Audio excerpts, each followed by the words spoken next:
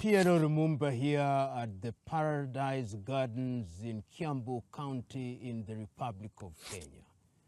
And our discussion about the continent of Africa touches a subject that is as contemporary as it is significant: the space. And in this context, one wants to talk about the space with regard to the continent of Africa, acutely aware that there are 54 recognized countries, but we talk about Africa as the mother continent. And in that regard, we also want to talk about her in relation to Russia, which, as we all know, is the natural successor of the Soviet Union in matters technology and in matters politics. And this must be given a historical context. I remember, of course, courtesy of history, in the month of October in the year 1957, when the then Soviet Union launched Sputnik 1 into the space, the world was surprised, particularly the United States of America, which thought that they would be first in space. And since then, the world has never been the same again,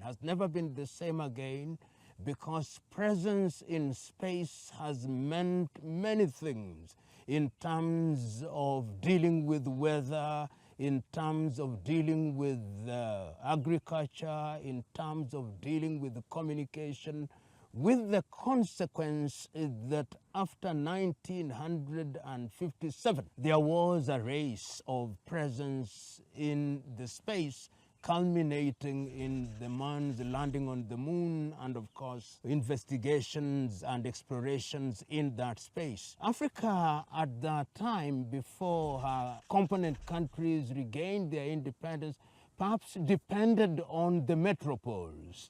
But after countries had acquired or regained independence, the whole idea of presence in space became very significant for a number of reasons, some of which were simply in terms of enhancing stature, but in real terms, they had economic value. And in this regard, quite a number of countries had dalliance with different countries with a view to having satellite presence in the space. But of course, many of the Western countries were very reluctant to train people in that space, and even if they were trained, to allow them to acquire the full technology that would enable them to rely on themselves and cooperate only on a need basis. As I speak to you now, a number of African countries have had some kind of presence in the space. The Egyptians have been there, the Moroccans, the Algerians, the Tunisians, the South Africans, the Kenyans, the Rwandese, the Tunisians have already stated. These are countries that have made effort to be present in the space. And it has contributed in a monumental way in different sectors. First, let us look at weather. And when one is looking at weather, one is talking about how to deal with agriculture.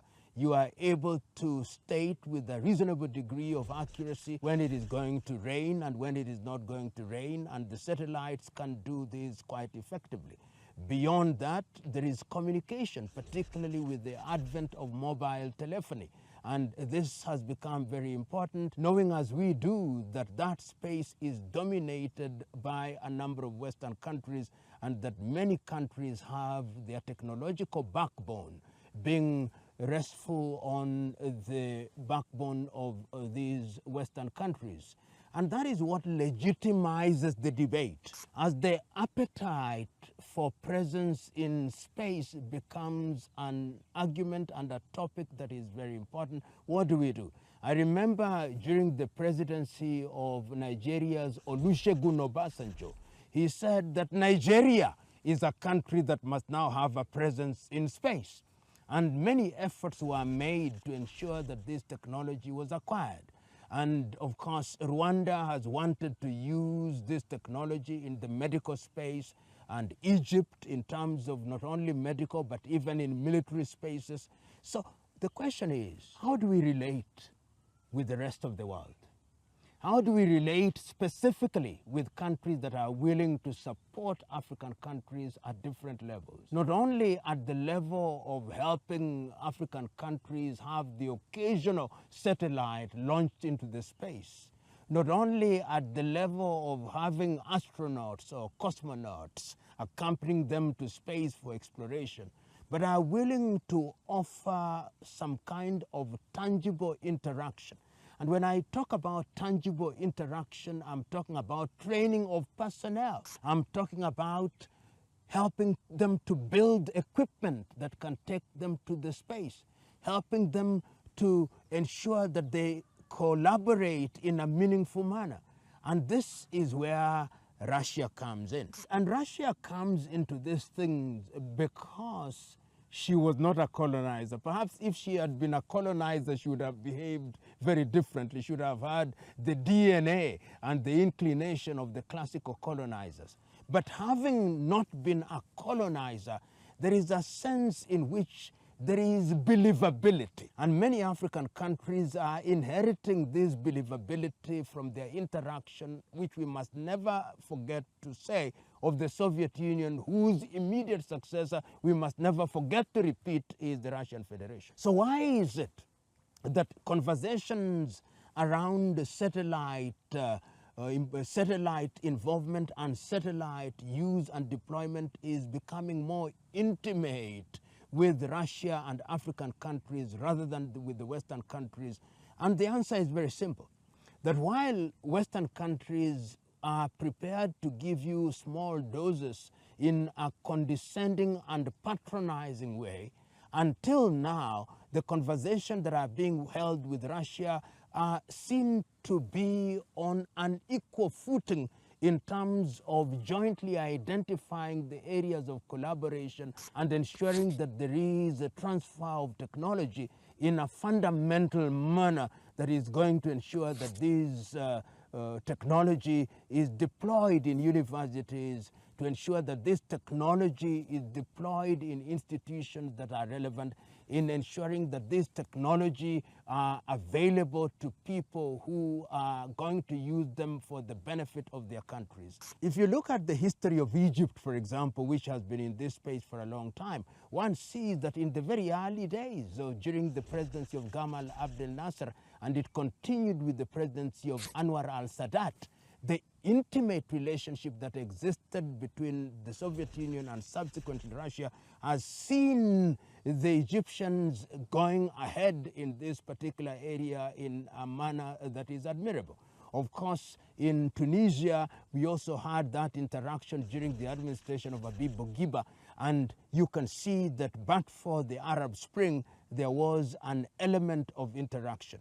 In Libya, during the administration of Muammar al-Gaddafi, there was also the intimate relationship, because through technology it was also important and possible to even map minerals in different parts of Africa.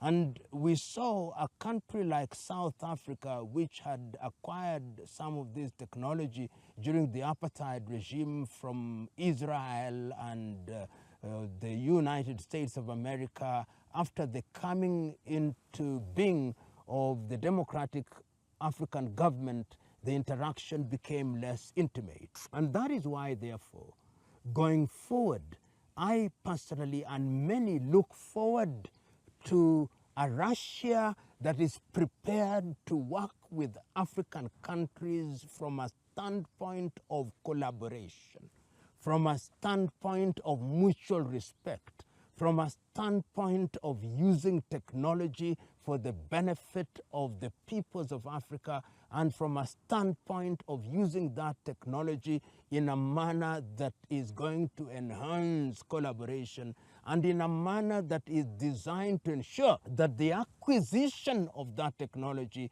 is going to enable Africa to enjoy liberty. Because technology is useful if it is transferred. And when I hear the conversations that are going around, particularly right now, when the Russians are being very intimate with the new revolutionary countries in the Sahel, those conversations are beginning to take place in earnest. One wants to see that these conversations are reduced into clear agreements, that these are reduced into deliverables which are time-bound, which allow for proper monitoring, and which allow for the continent of Africa to engage with the Russian Federation in a proper manner. But there is one thing that I think is going to be very important going forward. Africa continues to suffer in many ways because she is divided.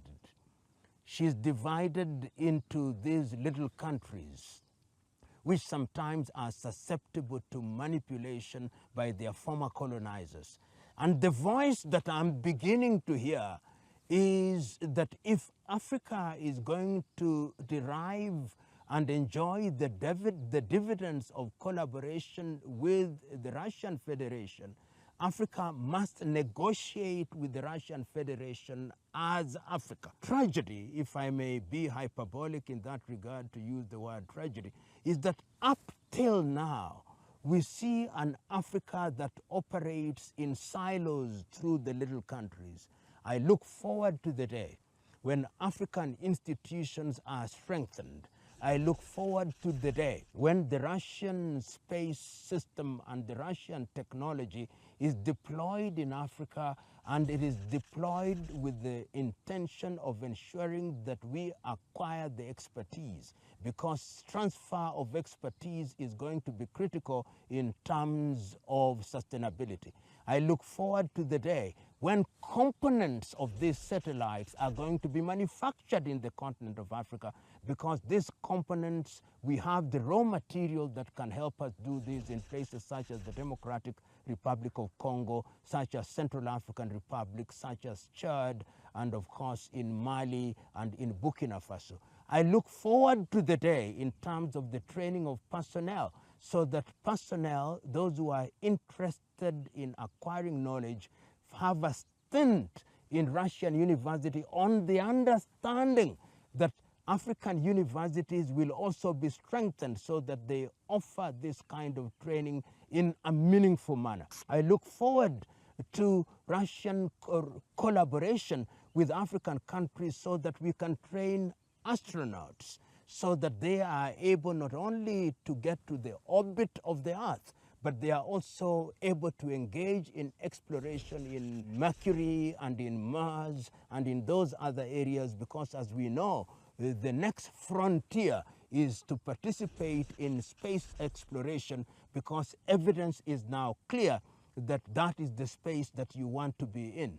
And very lastly, I hold the view that as we get into the depths of the fourth industrial revolution, as we get into the depths of the fifth industrial revolution, and as we go into the area of artificial intelligence and the Internet of Things and big data, we are going to have to really consume technology, and the space is the forum at which we are going to enable ourselves to participate in those revolutions. Africa may have missed out on the first, second, and third revolution in meaningful ways, but the fourth, fifth industrial revolution with artificial intelligence, that is an area of collaboration, and we hope that the Russian Federation is not going to deny the continent of Africa this technology, that they are going to avail this technology in all its splendor,